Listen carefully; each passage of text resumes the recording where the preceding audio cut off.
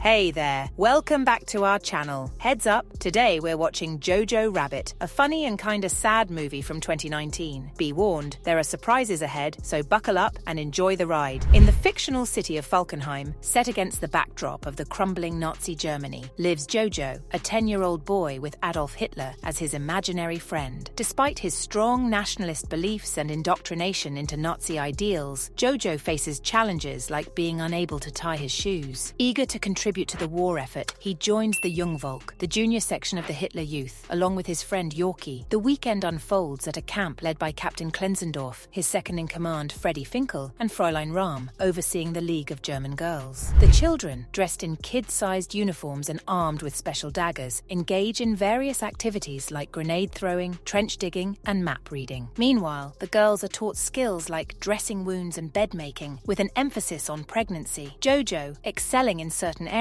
faces a pivotal moment during hand-to-hand combat when he hesitates to harm a rabbit, earning him the nickname Jojo Rabbit. Distressed by the mockery, Jojo seeks solace in the woods, encountering an imaginary Hitler who urges him to embrace the courage of rabbits. Empowered, Jojo returns to camp, disrupting a grenade exercise supervised by Klenzendorf. In an attempt to prove himself, Jojo steals a grenade but accidentally detonates it at his feet. After recovering, Jojo, with a leg injury and facial scars, finds support from his mother, Rosie Betzler. Despite the absence of his father and the loss of his sister, Inge, Rosie reassures Jojo. Returning to Jungvolk headquarters, Rosie confronts Klenzendorf, demanding work for Jojo. Assigned tasks like putting up propaganda posters and delivering conscriptions, Jojo enthusiastically carries out his duties. One day, he discovers his mother staring at public hangings, prompting a cryptic response about what they could. Later, Jojo comes back home and discovers that his mother is not there. He hears noises from his sister's room, decides to investigate, and stumbles upon a hidden space. Inside, he finds Elsa Kor, a young Jewish girl who is hiding there at Rosie's invitation. Elsa warns Jojo not to reveal her presence, threatening to implicate him and Rosie. Feeling terrified, Jojo seeks advice from his imaginary Hitler. After some consideration, he decides to negotiate, equipping himself with a kitchen knife and a pot, and approaches Elsa to convince her to leave. However, Elsa disarms him, and Jojo, feeling vulnerable, turns to his imaginary Hitler for guidance again. They decide to make Elsa feel safe to gain her trust. When Rosie returns in the evening, Jojo mentions hearing noises upstairs, but she dismisses it as rats. After putting Jojo to bed, Rosie visits Elsa, advising her to be cautious. She emphasizes that if anything happens, she can't prioritize Elsa over her son, and reminds her that as long as someone is alive out there, they are losing. The next day, Jojo goes to the swimming pool for his leg therapy. He notices Klenzendorf and Finkel sitting together, displaying fear of Rosie. Jojo approaches them and asks what to do if he encounters a Jewish person. Klenzendorf instructs him to report to the Gestapo, who will deal with them and anyone aiding them. Jojo inquires about identifying Jewish individuals, and Klenzendorf suggests someone should write a book on the subject. Returning home, Jojo tries to engage Elsa in conversation. Acknowledging their mutual vulnerability, he proposes allowing her to stay in exchange for information about Jewish people for an expose